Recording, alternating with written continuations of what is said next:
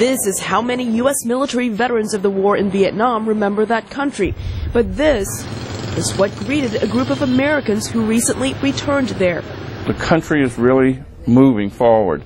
They're not looking back at the war. The rural areas of Vietnam still do look a lot the same, but the cities are what has changed dramatically. I mean, they're hustling, they're bustling. Patrick Pellerin, his wife, and other U.S. military veterans of the war attended a presentation about their recent trip to Vietnam.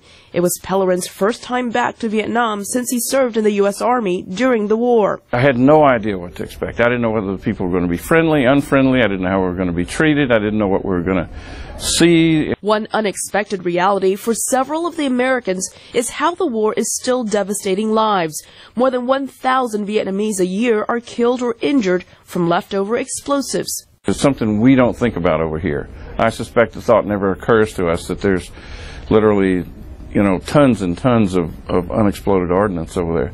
The Vietnam Veterans Memorial Fund has been helping to demine problem areas in Vietnam. Jan Scruggs is the organization's founder. Through using public education, we were actually able to drop casualties from unexploded ordnance by 75%, and that continues. The U.S. government recently awarded $1 million to the organization to continue its demining efforts.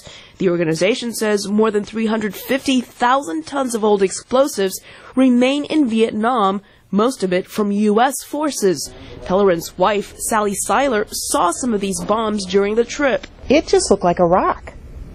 And I can see how little kids or farmers would pick these things up. Even with the remnants of war, many Vietnamese seem to have moved on.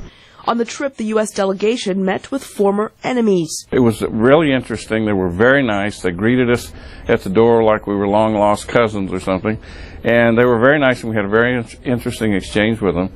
I think they put it all behind them, and certainly our guys have put it all behind us. But Pellerin says there are some veterans who have a hard time putting the war behind them. He recalled seeing an outpouring of emotion at the Vietnam War Memorial in Washington. They were bringing flowers and boots and dog tags and pictures, and it floored me. Pellerin says he wishes other U.S. military veterans who served in Vietnam could return there as he did, so that they too can have some closure. Elizabeth Lee, VOA News.